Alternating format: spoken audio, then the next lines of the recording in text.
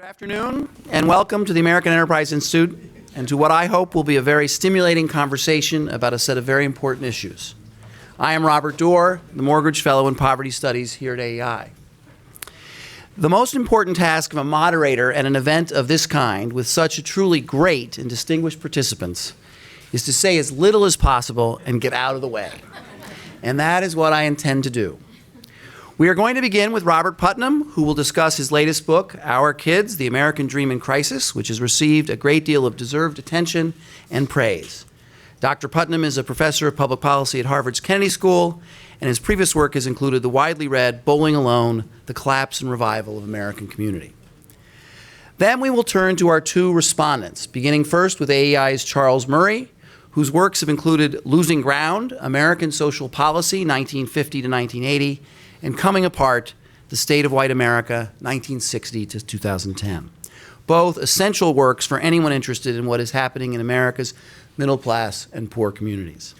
Dr. Murray has also, thankfully for parents like me, written a lovely book called The Curmudgeon's Guide to Getting Ahead, which I have given to all of my college-age children, hoping they would take all of his advice. And by the way, happy Father's Day to everyone. After Dr. Murray, we will hear from William Julius Wilson, who is a renowned sociologist and also a professor at Harvard. Dr. Wilson is the author of very significant works, including The Truly Disadvantaged, The Inner City, The Underclass, and Public Policy, and More Than Just Race, Being Black and Poor in the Inner City, both of which brought brave and important insight to some of the hardest issues our country faces. Were I to list the awards Professor Wilson has earned, we would have no time left for discussion. Now, I have one last thing to say, which may surprise some of you here today who perhaps came hoping for what that old late-night talk radio host on WMCA in New York, Malachi McCourt, used to call a real Donnybrook. What I want to say is that I've spent a lot of my weekend reading and rereading some of the works of these three great scholars, and I hope this doesn't make any of you three uncomfortable, but you agree on a great deal. Bob, you start us off.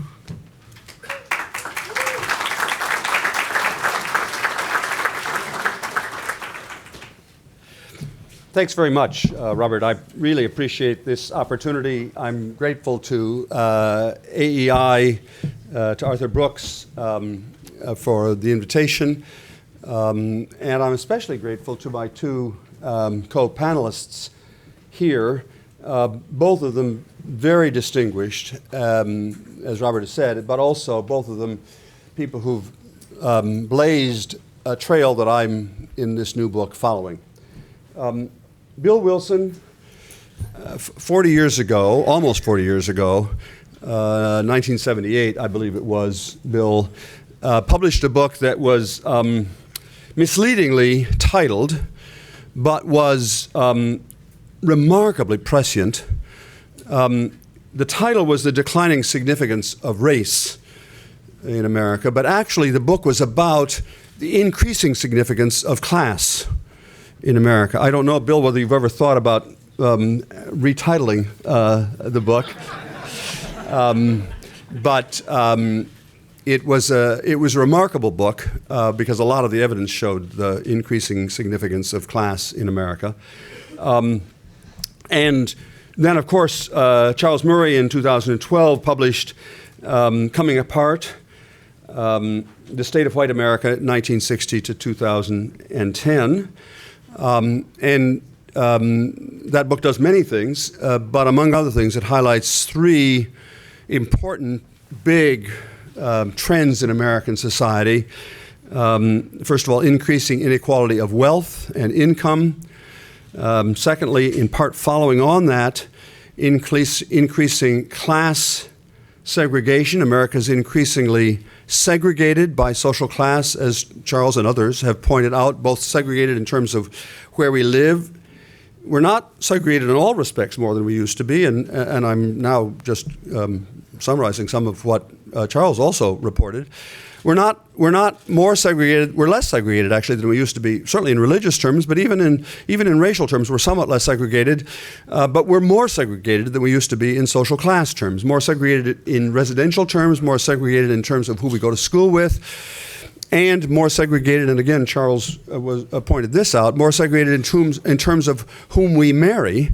And intermarriage rates, although religious and racial intermarriage rates have been rising, class intermarriage rates have been falling for the last 30 or 40 or 50 years. That's an important indicator. Social intermarriage rates are an important indicator, basically because we tend not to marry people that we don't know. That's a joke. Don't you do jokes at AEI? I'm sorry. And that intermarriage rate is a nice reflection of the fact or a disturbing reflection of the fact that increasingly people of marriageable age are more likely to encounter people of other religions and other races, but less likely to encounter people of other social classes than we used to be. And those three, and of course the third big social trend that Charles pointed out was the collapse of the working class family and collapse of the working class community in America, white as well as, or even maybe more than, black. And those three big trends are, in a way, the starting point of this new book of mine called Our Kids. In the book, I mean to ask, what are the implications of those trends, these increasing salience of class in American society that both Bill and Charles have talked about? What are the implications of those for our kids? And in a series of stories and in a series of what I call scissors graphs, I mean to lay out the evidence that over the last 30 or 40 years, there's been a growing gap between rich kids and poor kids in America. And I want to emphasize that when I talk about rich and poor, I'm not talking about the upper 1% and the lower 1%. I'm talking about basically the upper third of American society, which is college-educated Americans, college graduates, and kids coming from homes where the parents were college graduates. That's the upside. And the downside of all these scissors graphs are people coming from the lower third of American society, which are people parents who did not get past high school.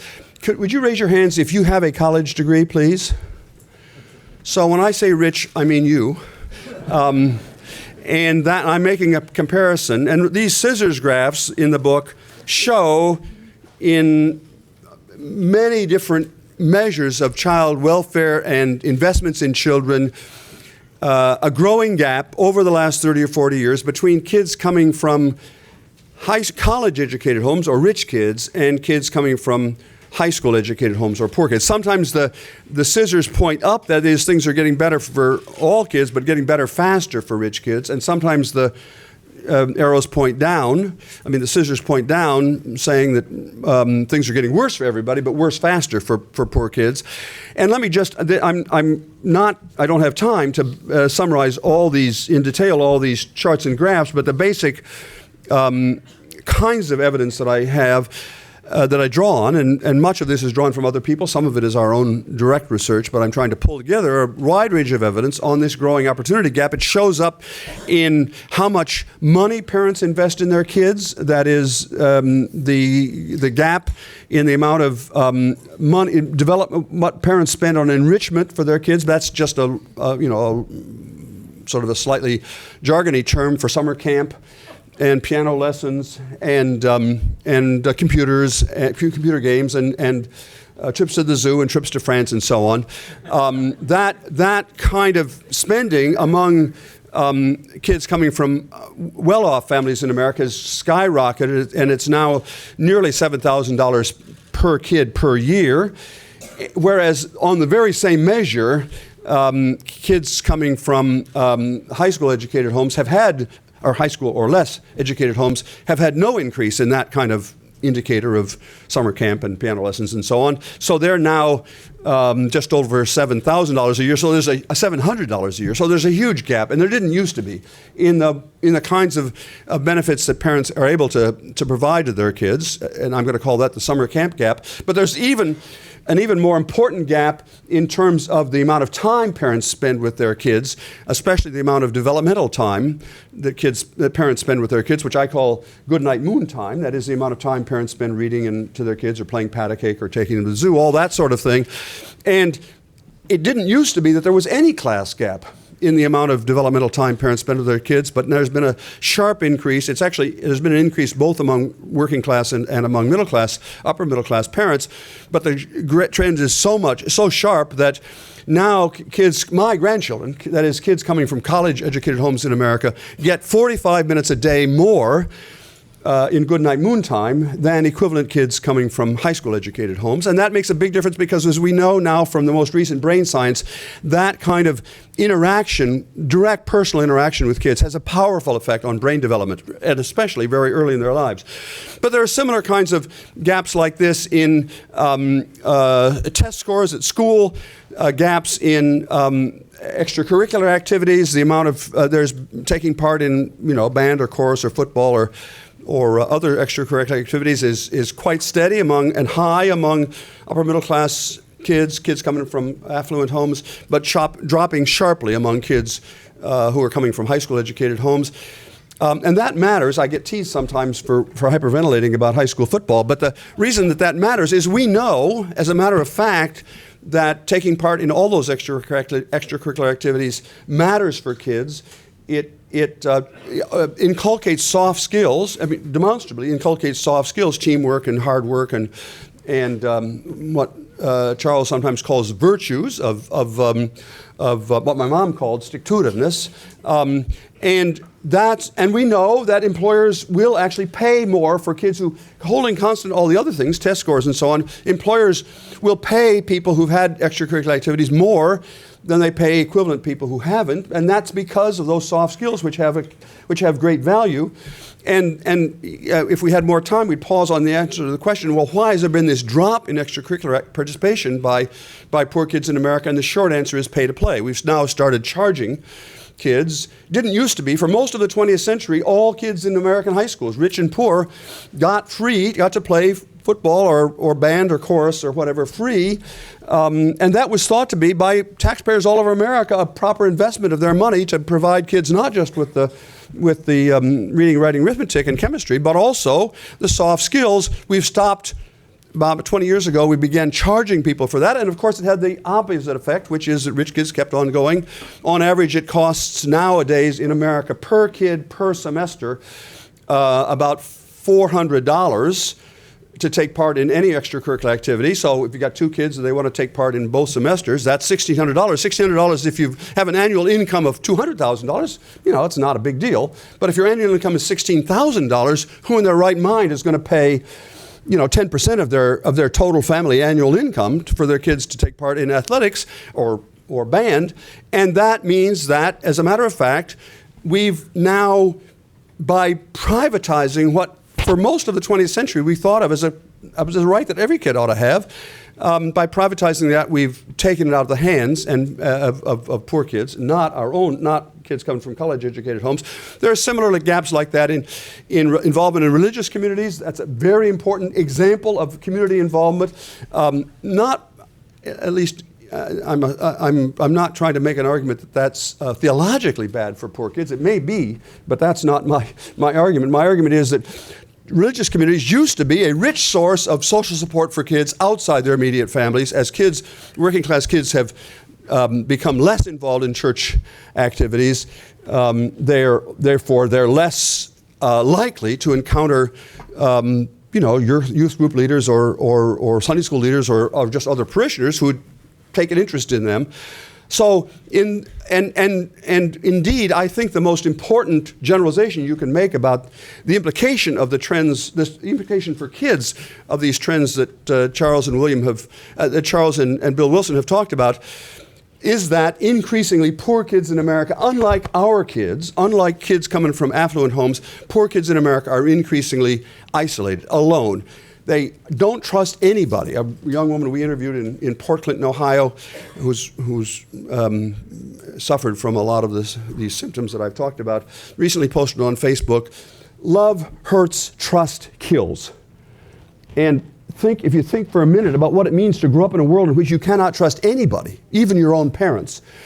One way to see the importance of that is to begin with the premise, which I think is true, that all kids do dumb things. All rich kids, poor kids, black kids, white kids, brown kids, your kids, my kids, all kids do dumb things. Raise your hand if, as a child, you never did any dumb thing. Right, I rest my case on that point. But nowadays, if you're coming from an affluent home and your child does some dumb thing, they get involved in drugs, or they make a dumb decision in their romantic life, or they get in a fight with a teacher, or they back the car into a next door neighbor's garage, when that happens, instantly airbags inflate to protect the kid from the consequences and allow the child to learn from that mistake. And if it were my grandchildren involved, of course I'd inflate the airbag. But you have to imagine that if a poor kid does exactly the same thing, no airbags. So, and therefore, it can ruin a poor kid's life, an event that otherwise would be a learning experience if it's coming from a rich kid. So the basic argument of this book is that in those and many other ways, increasingly, these broader trends of economic inequality and economic segregation and the collapse of the working class family, those broader trends bear directly on kids, and therefore pose the likelihood, the challenge, that as these kids age, we'll see increasingly a growing gap in the opportunities kids have for moving up. Increasingly, the most important decision a child will make is choosing their parents, and that is fundamentally un-American. Because the idea that Americans have not always agreed that everybody ought to have the same outcome, but Americans have historically agreed from our very founding. We've agreed that everybody ought to get a fair, decent chance to get started. We don't care how high, Bill Gates climbs or Warren Buffett climbs, because, they're probably better climbers and they work harder. That's fine, on the assumption that all kids are getting on the ladder at the same point. But that's the issue that's posed by these trends that I've been talking about. Now, what's to be done? Well, here, I think there's an interesting contrast that maybe Charles will talk about between. We basically agree on a lot of things. I focus a little more on the consequences for kids, but we basically agree on the larger changes that have happened. But we have Charles and I have somewhat different views about why it happened, and most important about what can be done about it. And I'm going to try to be very brief here and try to give him a big target to shoot at. Basically, Charles, as he once said publicly in another encounter that the two of us were involved in, I'm a libertarian. Libertarians don't do solutions. I think I'm quoting you I'm quoting you accurately. Well, I try not to use it in your absence, Charles, but I will use it since you're here. And to the extent that Charles talks about solutions to this, he believes that we should say to the upper class that they should start preaching what they practice. That is, the upper class, now have stable marriages. They should start preaching that to poor folks, and there should be a cultural reawakening. And I'm not saying that to be dismissive of. That's a good interpretation. I offer much more incremental in the last chapter of my book. You can compare the two last chapters, actually. The last chapter of my book offers a set of incrementalist changes, what I call purple policies. That is, some of them are going to look red or conservative. Some of them are going to look blue or progressive. I've been attacked by both sides for the fact that I have suggestions in there from the other side of the political spectrum. Probably actually been attacked more by liberals for having put some conservative observations in the book, but and they're all incrementalist. But behind that difference, what I'm saying by incrementalist, I think early childhood education is a no-brainer. I think that would make a big difference to leveling the playing field. I think community colleges could provide an important on-ramp for kids that haven't had opportunities because of their parents. I think apprenticeships, I think tutoring, I think, including a big contribution that religious groups in America could make is to be much more interventionist, much more active in reaching out to poor kids and providing tutoring and social support and so on. I think that parenting, coaching, there are programs around the country of coaching parenting that I think would be really help a practical maybe implementation of Charles' idea of preaching what the upper class practices.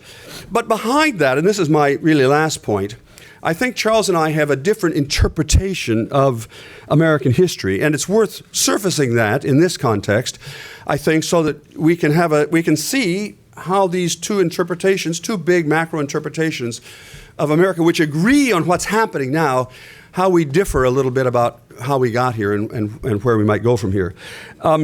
Charles, I think, and he'll be able to speak next, so he'll say whether I'm wrong about this, doesn't talk much about history except to talk about the importance of certain virtues in American civic cultures that have been in our national DNA since the founding. And I sort of agree with that that those are virtues, that they've been in our cultural DNA, our civic cultural DNA, since the founding. But then basically you don't get much sense of historical change in Charles' book until 1963, when Kennedy is assassinated and basically the world goes to hell in a handbasket, and he then offers some interpretations for why that might have triggered this increase in class disparity, partly having to do with permissiveness, partly having to do with public policy that gave incentives to people not to be virtuous.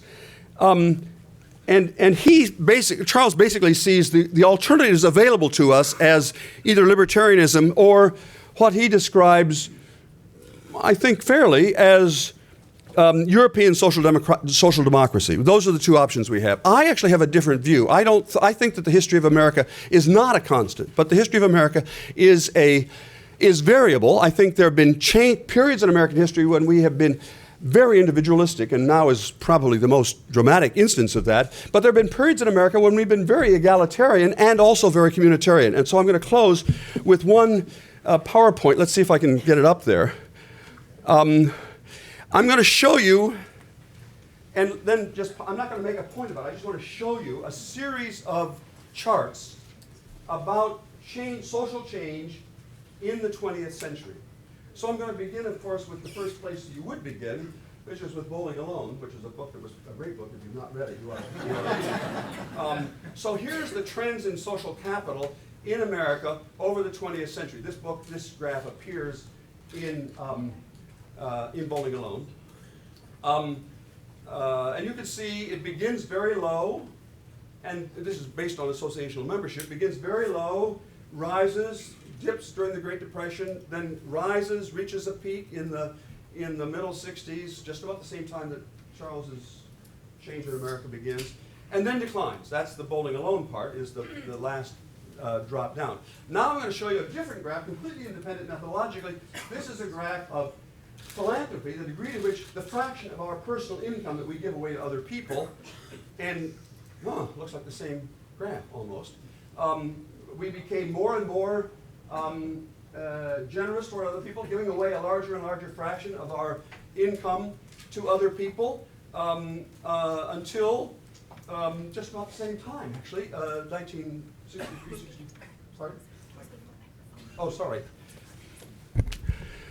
Thank you. Do I need to repeat everything I've said?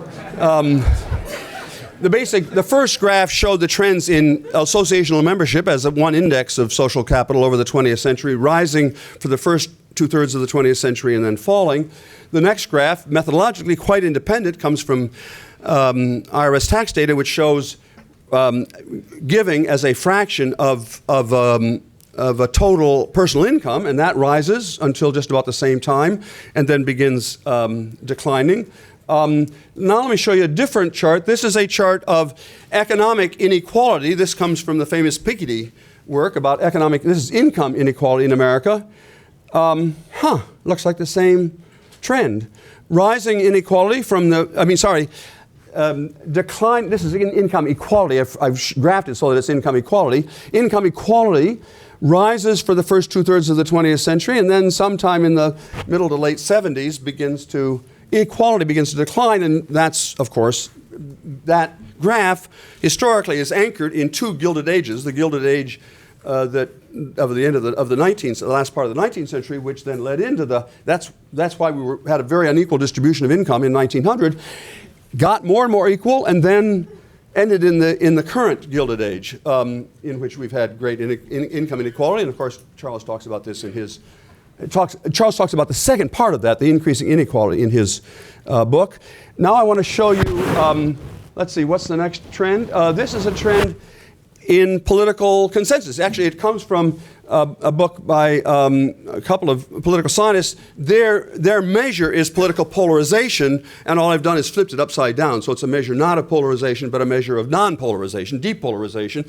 And just amazingly, it begins with a highly polarized political system, becomes less and less polarized, reaches a peak of depolarization in about 1965, 70, and then the familiar polarization. So if you just came into the story in the 60s, you'd see the depolarization, but if you look at the whole 20th century, you see this from now, I hope it's beginning to be puzzling, this U-shaped of the 20th century, which begins in a polarized period, ends in a polarized period, but in the middle, just as in the middle we were more communitarian, we were more philanthropic, we were more egalitarian in our distribution of income, we were more depolarized and consensual in our politics in that period.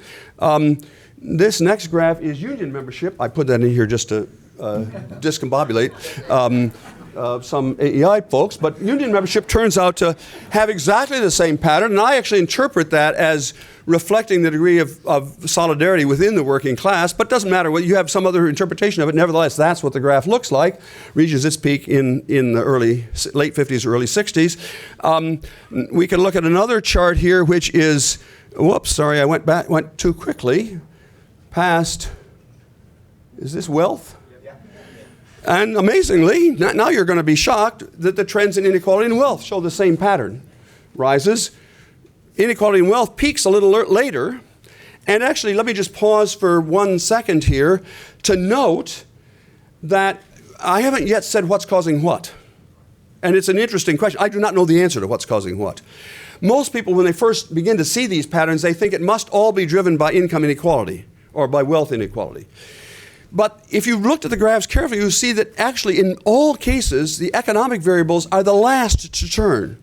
They turn about 15 to 20 years after the other variables turn. And since, for the most part, causes precede their effects, it's a little implausible if you look at these graphs to think that it's all being driven by economic inequality, because the trends began to go in all these other variables began to go down before inequality, economic inequality. That even raises the possibility, which would be interesting to pause over if we had more time, could the trends in economic inequality in some sense be the consequence of these other trends? And if we had more time, I'd try to convince you that's a possibility. All I want to say is that's a possibility. I'm trying to have you not jump too quickly to a causal conclusion. And then the last chart comes from another scholar, and I can't statistically put it on the same graph because, well, for reasons you'll see in a minute, he's composed it of two different data sets, so they don't yet quite connect with one another, but they show trends in inter-class marriage. That is, these are trends in the degree to which people are marrying one another across class lines, and you see that inter-class marriage was rising for the first 2/3 of the 20th century. People were more and more marrying people across class lines, and if my interpretation of intermarriage is right, they were more and more connecting, encountering one another across class lines. And then just about the same time that people began to, we became less equal, and we became less philanthropic, and we became all those other changes, we also began this trend away from interclass marriage. Now, as in many of these cases, Charles actually reports the second half of that chart, but doesn't report the first half of the chart. Now, if you put all those together, it's pretty remarkable. Something's going on, passes the famous statistical test, the interocular trauma test. It hits you between the eyes. That something is going on. Now, I don't know quite what's going on. You could every single line in that graph, there's somebody who says it's the cause of everything else. Or there's something that explains just it. If you look at union membership, for example, you could talk about FDR and then the Taft-Hartley Act or something. You could find a micro cause for each one of these trends. But if you step back, it seems maybe something bigger is going on. I actually know the cause, which I'm about to share with you. I first began to vote in 1964, and I am now able to reveal that I personally brought all of this onto America.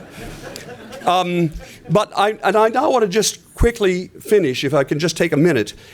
if you look at these charts, one of the things that occurs to you the more you think about it is, what caused those trends to move in the upward direction for the first two-thirds of the 20th century, when I think if we had data going even further back, I've looked at this, but we don't really have good data, it was not as bad. It had gotten, it was another cycle back there earlier. What caused that turning point? I've told you what caused the turning point in the middle 60s here, 63, 64. What caused the other turning point? And the answer was, I think, Americans across the country recognized how bad things had gotten. There were a lot of parallels between the society and economy and politics of America at the end of the 19th century and today's society and economics and politics. Great inequality of income, big wave of immigration, very high levels of political corruption, very high levels of political alienation, and of course, degradation in the cities. And then, pretty quickly, in about 10 to 15 years, from about 1890 to about 1910, Americans across the country began to recognize that we had become two societies. A famous book written at that time was called How the Other Half Lives. And How the Other Half Lives was simply a description of poverty in the slums of the Lower East Side, intended to be read by folks on the Upper East Side.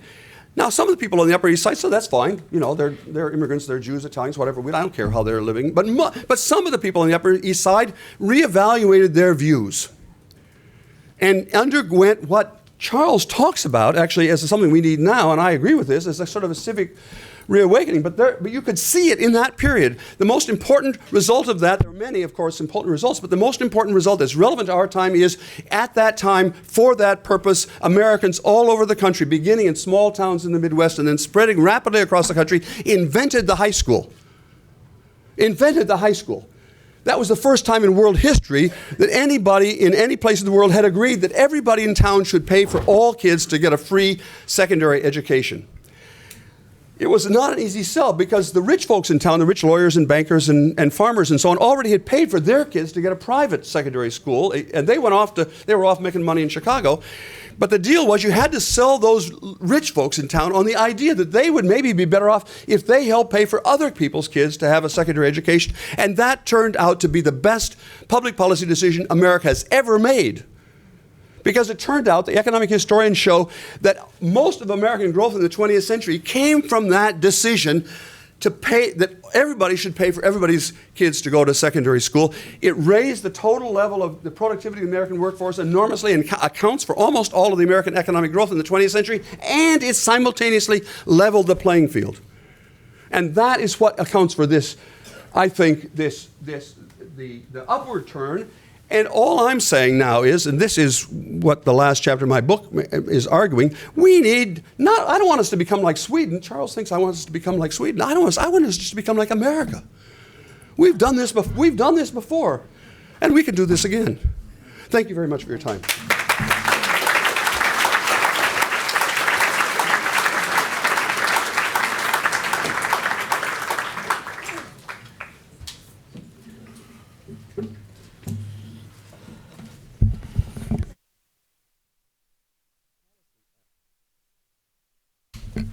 Policy analysts who write about America's new lower class hardly ever know what they're talking about at first hand. Your average professor, or for that matter, think tank scholar, probably came from a middle class or upper middle class home. If we're talking about people under the age of Bob and Bill and me, probably came from a middle class or upper middle class home. They went through their PhD. They know the numbers on labor force participation and on educational attainment and non-marital births backwards and forwards, but they've never actually lived in a working class community. They've never hung out with those people. They haven't the least idea what life is like there. And the great virtue of Bob's book, and this is a big deal, is that he uses this brilliant device to open each of the 6 chapters in the book, where he has 2 extended narratives drawn from field interviews, one with a middle class or upper middle class family that's doing okay, and another from what I call the new lower class. It's really hard to do that well. For one thing, if you have somebody going out to the field to interview and they have no idea what's going on, They don't get really open answers. And furthermore, there is a real temptation when you write up your field notes, if you have a narrative in mind that explains all of this, there's a real temptation to self-censor. What Bob has in the book, Our Kids, are beautiful, evocative narratives about what's going on, several of them that just are completely authentic as far as I can tell. A lot of the credit for that goes, as Bob gives in the book, to Jennifer Silva, who conducted most of the interviews. She must just be a brilliant interviewer. But Bob is a guy who wrote them up, and he wrote them up in ways which preserve that authenticity. And if for no other reason, you ought to buy and read the book. And if you work professionally in this field, as my colleagues do and as a lot of you in the room do, you got to read this. This is that overused phrase, required reading. Our Kids is required reading. I'm not going to spend a lot of time saying all the things I agree with Bob about, because that's not very helpful. But I just want to say in passing, pay for it to play, ought to go, absolutely. No airbags, I think that's a huge factor. Distinguishing the lives of kids with privilege and kids without. No airbags if you are a poor kid. Equality of opportunity, even though you end up with unequal outcomes, could not agree more. And for that matter, even where Bob and I disagree, probably on the evaluation literature for something like pre-K, look, if you have a kid who's in a punishing environment, and for a couple of hours a day, you put that child into an environment which is genuinely nurturing and loving, well, that's a good in itself. And so outcomes 20 years down the road may be interesting, but they aren't the only justification for that kind of expenditure. So in all of these things, if Bob gets his way and spends huge amounts of money on the kinds of programs, the purple programs he describes, some of them I will enthusiastically support, and others of them I will say to myself, I don't know how much good they're doing, but the government has lots worse ways of spending my money, so you know. Okay. At this point, I must take on my role, which I've been taking on for 30 years now, of being a Grinch. Everything, in my view, that Bob recommends could be implemented full bore with big budgets, far beyond any reasonable hope, and little will change in the long term. And the reason I say that is that the opportunity gap is driven by larger forces that his policy prescriptions cannot do much about. And three reasons for that pessimistic statement stand out in my own mind. First, the standard interventions for improving the lives of poor kids are aiming at a relatively unimportant target. Children's personal characteristics, everything from athletic ability to cognitive ability, personality characteristics, are the product of three sources: genes, shared environment, and non-shared environment. The shared environment refers to the kinds of things that Bob talked about during his presentation. Things such as family income, parenting style, the money that's spent on kids to go to summer camp and so forth, exposure to books. When you talk about this statistic, everybody likes to talk about. A child from a poor family hears about 5 million fewer words or whatever by the time they're at the age of 5 than a child from a privileged background. Okay, that's part of the shared environment as well. So is religious upbringing and parental investments of other kinds. The non-shared environment includes everything from prenatal events in the womb to injuries and illnesses that affect one sibling but not another. Peer groups are an important aspect of the non-shared environment, and another 100 other random events, random in terms of affecting one sibling in a family but not the other. Whatever they may be, the elements of the non-shared environment are largely beyond the reach of public policy by their very nature. The surprising, the even counterintuitive, but consistent finding based on a large literature of high-quality studies is that the shared environment has a remarkably small role in explaining how children turn out. Let me give you two examples. The numbers are coming from a recently published meta-analysis of all such studies from 1958 onward. It's a landmark study, actually, because it pulls together so much. It was published in Nature, which is not a right-wing rag. You can find it yourself if you Google Nature heritability of human traits. It comes up online. Anyway, the two important examples of traits we want to affect through interventions, one of them is cognitive ability. In that one, the role of the shared environment in explaining the variance is 17%, compared to 54% for genes and 29% for measurement error in the non-shared environment. For conduct disorders, which includes many, many studies on focusing on antisocial and aggressive behavior, the shared environment accounts for only 15% of the variance, genes for 51%, and 34% for everything else. That's not the whole story, obviously. Genes and environment interact, among other things, but my point survives the complications. The roster of standard interventions to reduce the opportunity gap are almost entirely focused on factors that fall under the rubric of shared environment.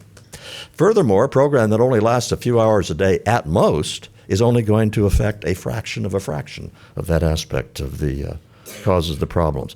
If policymakers were really serious about getting all the juice they can out of altering the shared environment, they would be advocating adoption at birth and high-quality orphanages.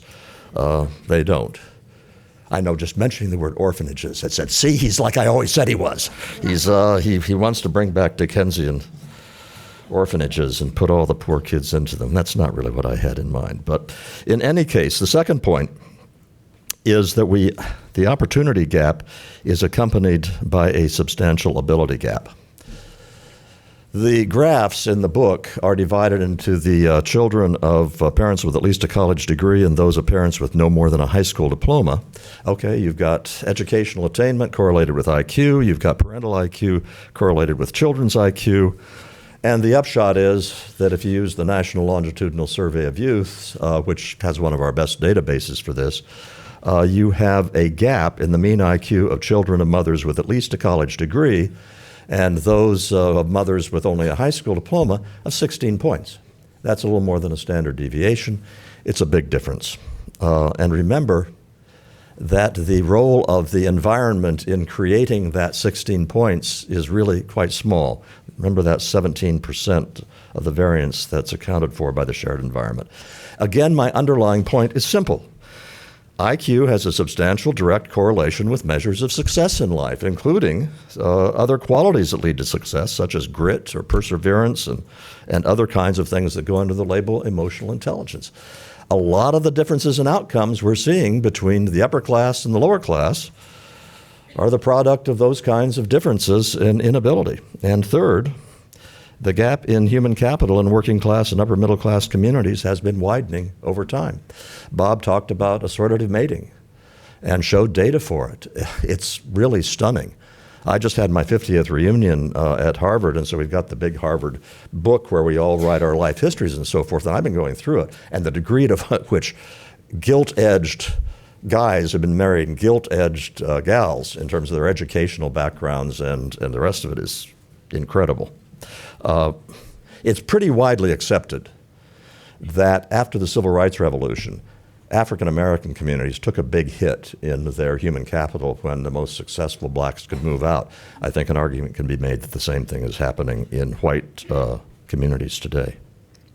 Well, Bob has already referred to my takeaway from all this with the ways in which we really need a civic great awakening. However, I got to say that the fact is civic great awakenings have about as much chance of transforming what's going on as a full implementation of Bob's Purple programs does. The parsimonious way to extrapolate to the trends that Bob describes so beautifully in the book is to predict an America permanently segregated into social classes that no longer share the common bonds that once made this country so exceptional, and the destruction of the national civic culture that Bob and I both cherish. I hope for a better outcome. I do not expect it. Thank you.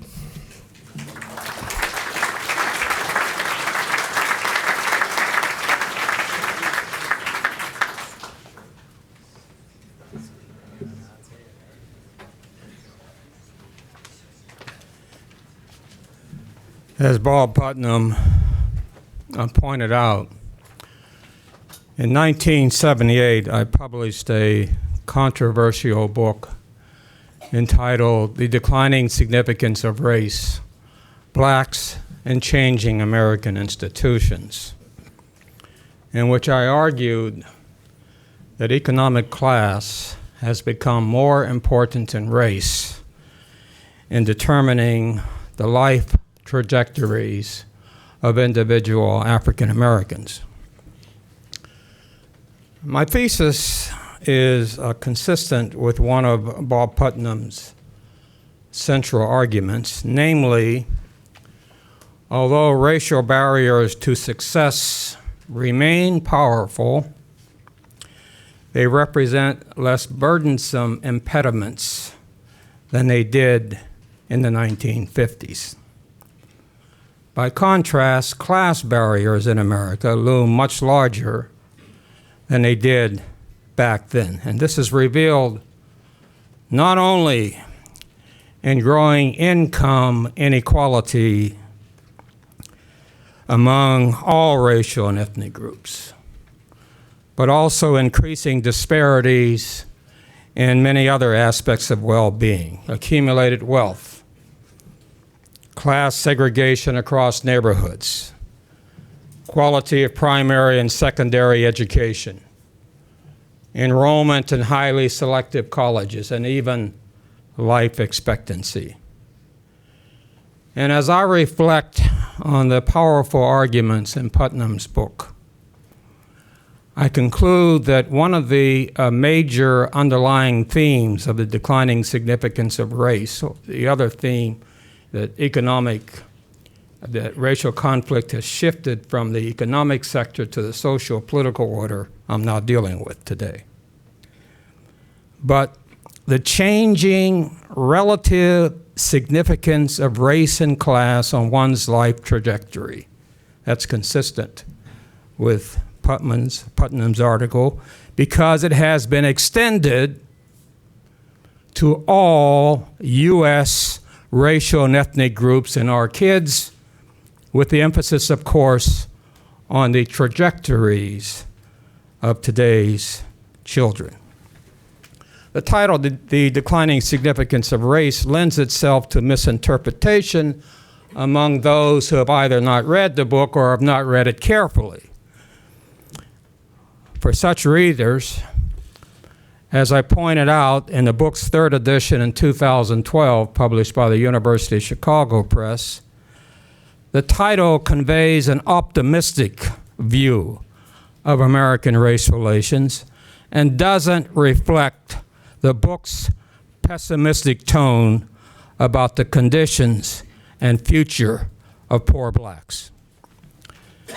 In many respects, the conditions of poor African Americans are worse now than when the first edition of The Declining Significance of Race was published almost 4 decades ago.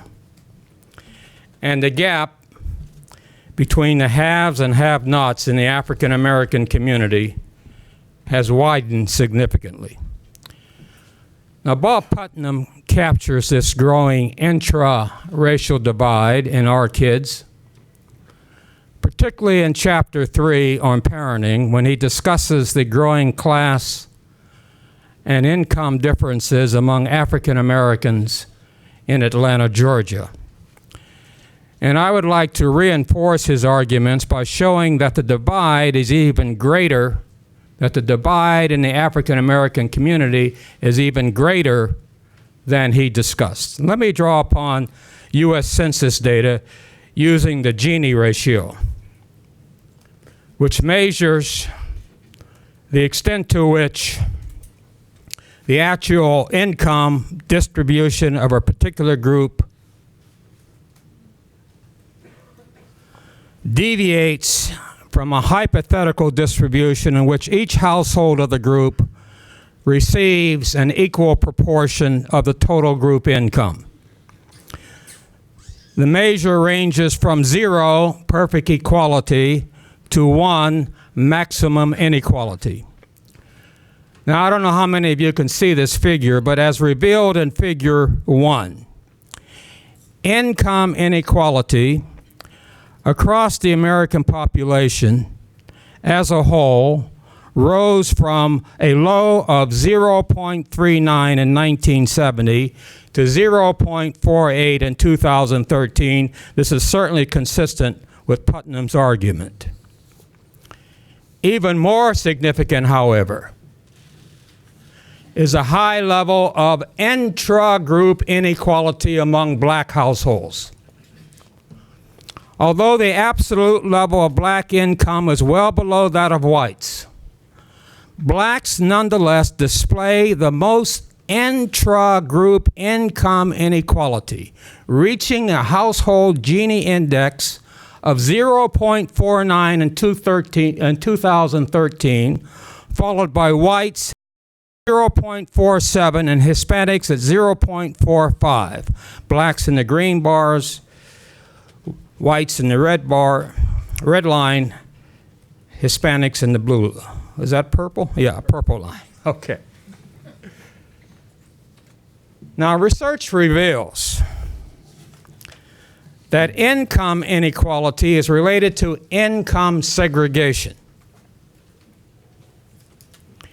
Figure 2 presents data on income segregation by race in metropolitan areas with populations of more than 500,000. And the source for this figure is a study by Kendra Bischoff and Sean Reardon. Oh, I'm sorry. Huh? Oops.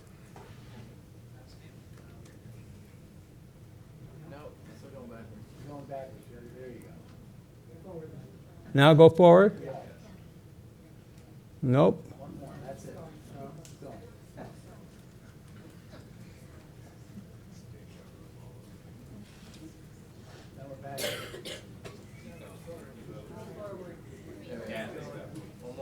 There we go. There you go. I'll keep my hands off this baby.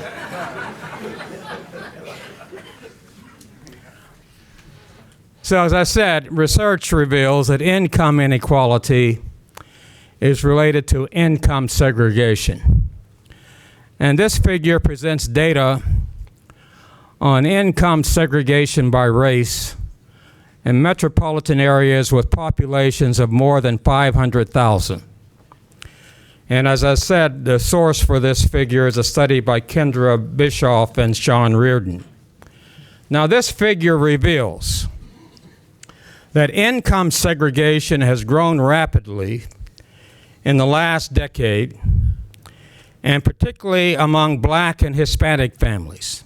And what is notable is that whereas African Americans in 1970 recorded the least income segregation, they now register the highest income segregation. Now, please note that we are talking here about residential segregation among black families of different income levels, not segregation between black and white families.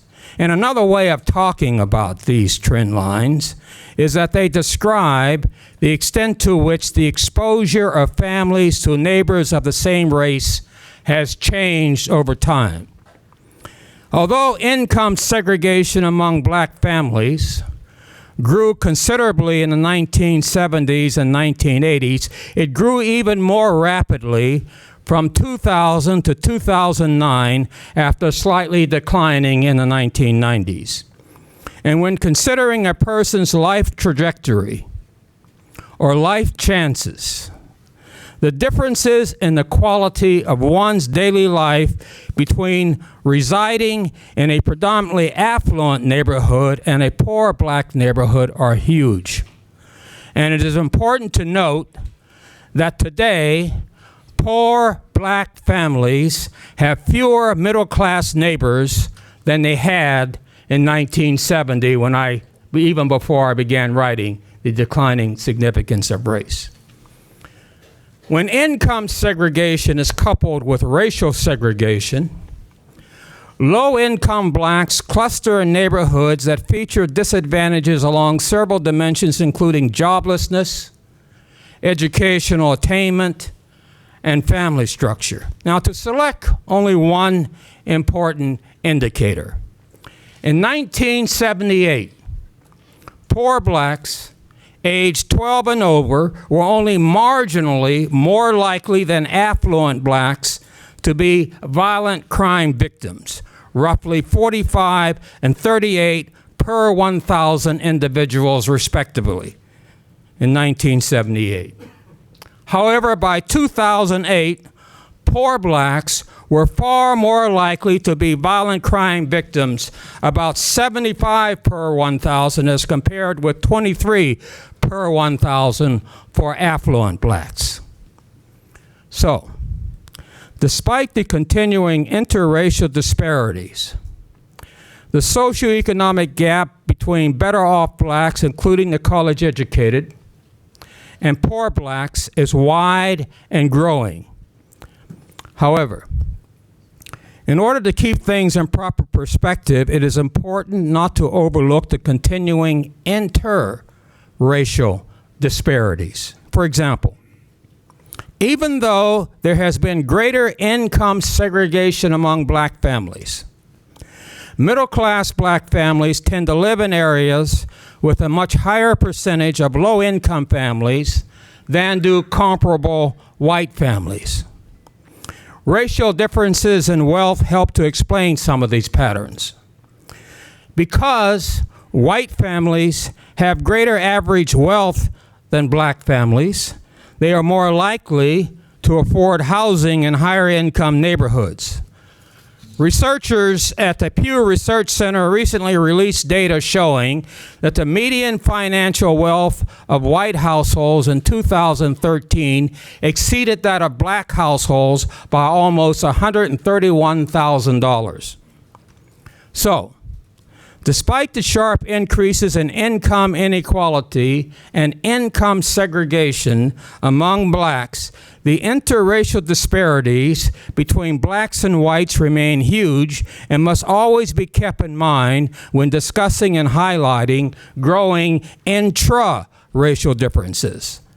And Bob, if I have one quibble with your book, I don't think you devote sufficient attention to these continuing interracial disparities. But this is the only criticism I have of this remarkable book. And let me just conclude by saying that I think that Bob Putnam's thoughtful policy recommendations, he calls them incremental policy interventions, are really designed to achieve what the social philosopher James Fishkin, F-I-S-H-K-I-N, Fishkin calls equality of life chances. According to this principle, if we can predict with a high degree of accuracy where individuals will end up in the competition for preferred positions in society, merely by knowing their family background, race, or gender, then the conditions that affect or determine their motivations and talents are grossly unequal. Supporters of this principle believe that a person should not be able to enter a hospital ward of healthy newborn babies and accurately predict their eventual social and economic position in society solely on the basis of their race and or economic class origins. Unfortunately, in many urban neighborhoods in the United States, you can accurately make such predictions. Supporters of the principle of equality of life chances feel that it is unfair that some individuals in our society receive every conceivable advantage, while others, from the day they are born, never really have a chance to develop their talents.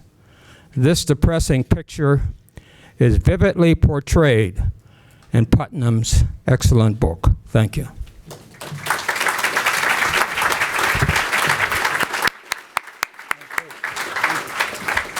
Okay, So those were excellent presentations, as we expected, and thank you very much. I've got a couple questions, and then we will open it up to some questions from the audience. And of course, I invite the panelists to comment on anything they've heard before. My first question comes a little bit from my background as a social services practitioner in the large federal programs that intervene or try to help in families' lives all across America. And one of the things that struck me about your book, Dr. Putnam, was the extent to which those large programs, SNAP, cash welfare, Medicaid, are very little mentioned, either in the wonderful depictions of the families or in your, until the very end where you say, protect the social safety net. And I wondered whether the three panelists would talk a little bit about the extent to which and by the way, a lot of that happened right at the turn of your U-shaped collar. To the extent to which that had an effect on civic society and on what was going on in communities and among families. And you need to push the button so it's green, right? There you go. Yes. Actually, what I'm puzzling about here is how to reconcile your question about the impact of public policies with your colleague's question about the impact of public policies, because Charles basically said this is all determined by things other than policies. So I don't see how you both could be right. Well, that's I the want to thing suggest about that AEI. you talk. Is it if these outcomes are being driven by things that are impervious to policy, which is what Charles argued, then they can't have been, the trends can't have been caused by public policies. In my own view, is that things like SNAP and Medicaid, for example, have prevented the problem from getting worse. And I think there's pretty good, actually, evidence about that, at least in the case of food stamps, SNAP, that actually kids of equal circumstance whose families have gotten SNAP have actually done better in terms of upward mobility than kids of the same circumstances whose parents didn't get SNAP.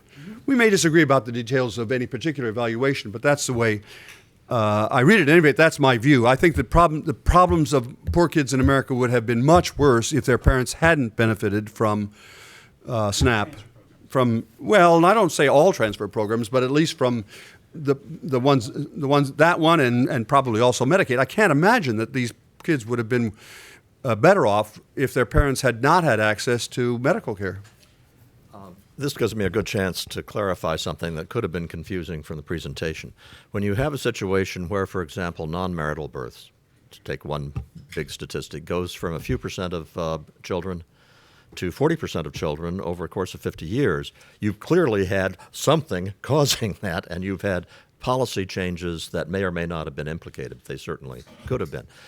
When I'm talking about how individual children turn out, I am talking about such things as success in school, the likelihood that they're going to get arrested, and those kinds of things. And those are the ones where when you have targeted interventions to try to change the lives of children, they're going after elements in the shared environment which do not seem to be determinative of these kinds of outcomes, except for a small proportion of the variance.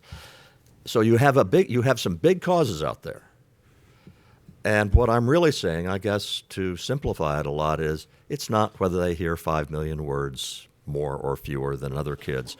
There are large macro causes that are shaping the culture, shaping the zeitgeist.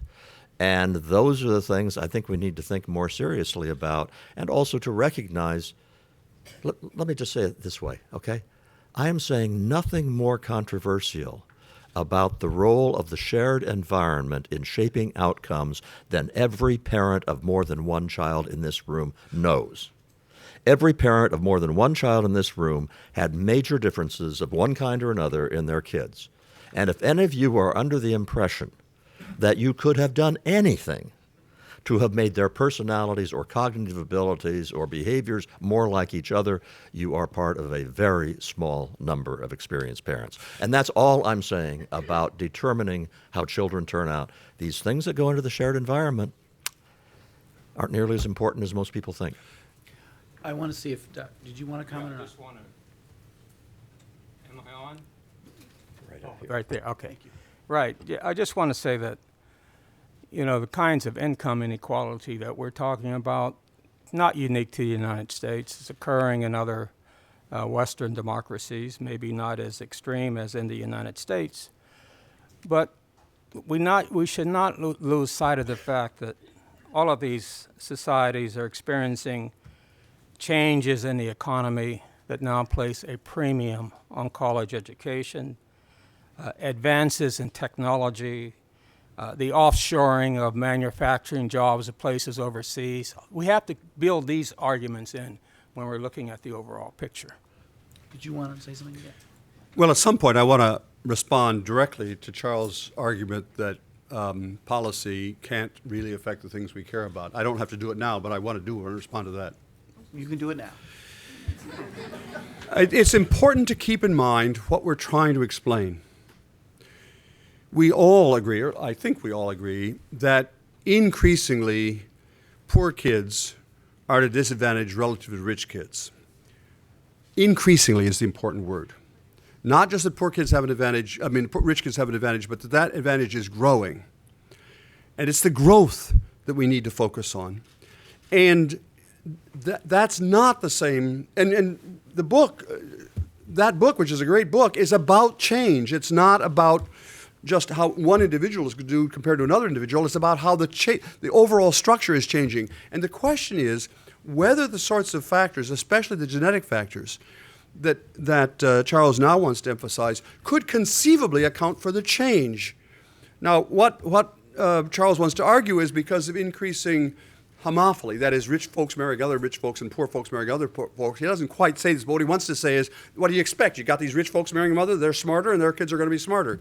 But the question is, as a matter of genetics, could the big changes that are described here have possibly been produced by genetic factors over 2 generations? And the answer is, they couldn't conceive of something other than the genetic endowment of these kids must have accounted for the change. And even I don't doubt for a moment. We agree on that. We completely agree on that. Well, but then you can't argue that policy is irrelevant to the question. Policy is irrelevant to the question of whether a smart kid is going to, do better than a dumb kid. But here's the important fact. It didn't used to be the case in America, but it is now the case in America that rich, dumb kids are more likely to graduate from college than smart, poor kids. And that didn't always used to be the case, and it controls for that statement controls for these genetic things. And all I'm saying is that idea that rich, smart kids have a better chance in life than poor, dumb kids isn't fair. Now, thank you, and I'm glad there was agreement. The one question, Dr. Wilson, I wanted to follow up with you on, and just to see if there was any hope in the revitalization of some of America's larger cities in terms of middle class and more affluent and more educated people moving back into the city. Do you see any sign that can lead to greater social interaction and greater involvement and better outcomes for the poor kids that have been left behind? So you're really talking about gentrification. Think of gentrification, I think of the city of Washington, D.C., which is undergoing significant gentrification. I was on leave this semester from Harvard at the Library of Congress, and I got a chance to talk with a number of the black workers who work at the Library of Congress, and they said they can't afford to live in their neighborhoods anymore, so they're moving out to some of the poor suburban areas. Gentrification has certainly had a major effect on neighborhoods in that it significantly improves resources in a neighborhood. Improvements in, you have first-class supermarkets showing up in these areas, improvements in public schools, and so on. The problem, however, is that gentrification results in sometimes a significant increase in rents, significant increase in housing appreciation, and unless you own a home to begin with, it's very, very difficult to remain in these communities. Local taxes increase sharply, so much so that many local residents can no longer afford to live there. You know, it would be great if we could have gentrification that maintained the kind of integration that we would love to see in neighborhoods. That is economic integration, not to speak of racial integration. But unless there is some program to help these families stay there, gentrification results in significant social dislocation. And no other, any comments? Okay. You have a question? Yes. Tim. Wait for the mic. Thank you very much. I found all of this incredibly edifying, but when Mr. Putnam, when you were talking about the invention of the high school being this great advance, I wonder if in the long run, public schools exacerbate the coming apart. My kid's parish school, Catholic school, is much more racially diverse than the average public school in Montgomery County because we don't have to be able to afford the property taxes, the property values that exist in Bethesda, Chevy Chase, or the really good public schools. At the public schools, whether it's local property taxes or just the cost of the home in the better schools, create this class segregation that doesn't exist maybe so much in, church-run school or something like that, where anybody can come in and there's significant financial aid for the lower income. Well, to begin with, you'll maybe be pleased to know that in our kids, I actually talk about the role that Catholic schools have played in narrowing the opportunity gap. So I'm on the same side of that with you. But I do want to address the larger point that you raised, which is our public schools making the problem worse. And I want to be clear because I think I may provoke some people in the room. I think that this is not a problem, that the opportunity gap I'm talking about in general, is not a problem that schools created. I think schools are a site where this happens, but in general, public schools in America, I'm not now making any negative remark about Catholic schools, but public schools in America marginally narrow the opportunity gap. You can see this in many ways. The gap is actually fully present before kids even get to school. That suggests it's not being exacerbated by schools. It's schools are, and the other evidence you probably know is the gap widens when kids are out of school in the summer and narrows when kids are in school in the winter. So schools, I'm trying to summarize my basic position clearly so that people can respond to it. I think schools did not cause this problem at all. What caused the relevance of schools, the way in which schools serve as echo chambers for factors outside the schools is a different story. Because of increasing segregation, economic segregation that we've talked about, increasingly rich kids are going to school with other rich kids, and poor kids are increasingly going to school with other poor kids. And as we've known for a long time, the most important thing about school quality is who else is going there. So increasingly, rich kids are able to benefit from the fact that other kids in their class are bringing in their backpack when they come to school, they're bringing their parents' resources, their parents' aspirations, their parents' civic culture, and that helps all the kids in school. And poor kids, when they go to school, are increasingly going to school in which other kids are bringing in their backpack family disruption and depression and gang violence and so on. And therefore, schools are not the origin of that problem. The origin of the problem are these outside factors that we've been talking about. But schools could maybe do more to narrow the gap. I'm not saying that schools can't do more to narrow the gap, and there's some suggestions about that in the book. But I think it's important to keep distinct two issues. Is this another problem that the schools are causing? And I think the answer to that is pretty clearly no. This is not a problem caused by schools. But it is a problem that schools could help fix, in part by following some of the same strategies that Catholic schools have used effectively to help poor kids. Just one real quick addition to that is I think you have a big difference in the roles that the schools play in smaller communities and in big cities. In a community with only one high school, but that has different socioeconomic classes, the schools are a great source of getting kids to know everybody, and well, both Bob and I grew up in such towns. But that's still true in small towns and small cities today. As soon as you get into a large city, this segregation that we've all talked about is so extreme that the schools act as a bubble, particularly for the elites, that is, I think, very destructive. The guy in red. I'm Harry Holzer from Georgetown and Brookings. I guess my question or questions are for Charles Murray. Having not looked at the paper in Nature that you're talking about, but it sounds like the dependent variable there is overall variance in outcomes, which really just means inequality. If we narrow our goals or agenda, let's say we're all pessimistic that dramatic declines in inequality aren't going to happen, but if we have a more modest goal, which is simply to improve the life outcomes or the chances of the kids at the bottom, maybe from moving from the bottom quintile when they become adults up to the second quintile, something like that. Number one, would you not agree that there are some policies that could affect that? One thinks of the Civil Rights Act. One thinks of the GI Bill. I think there's enormous social science evidence that those things did improve life outcomes for somebody.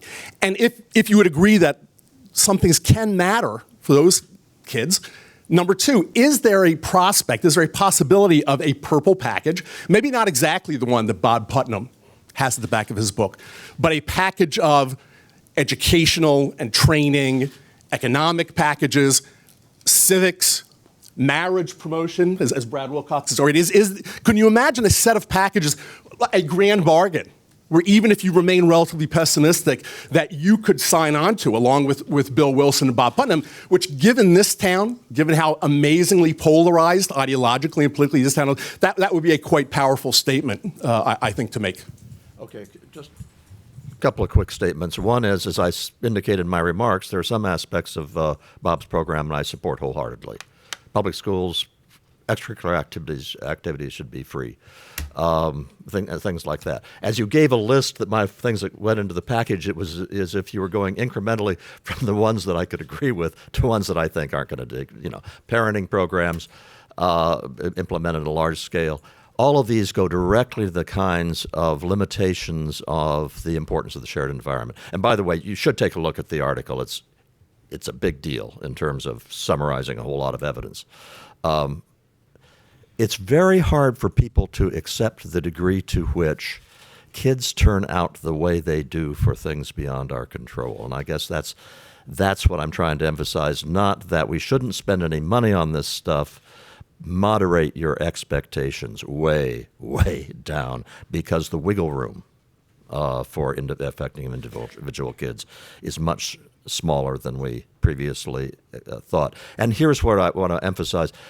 Bob, the brunt of my remarks was not to emphasize the importance of genetics. It was to emphasize the unimportance of the shared environment.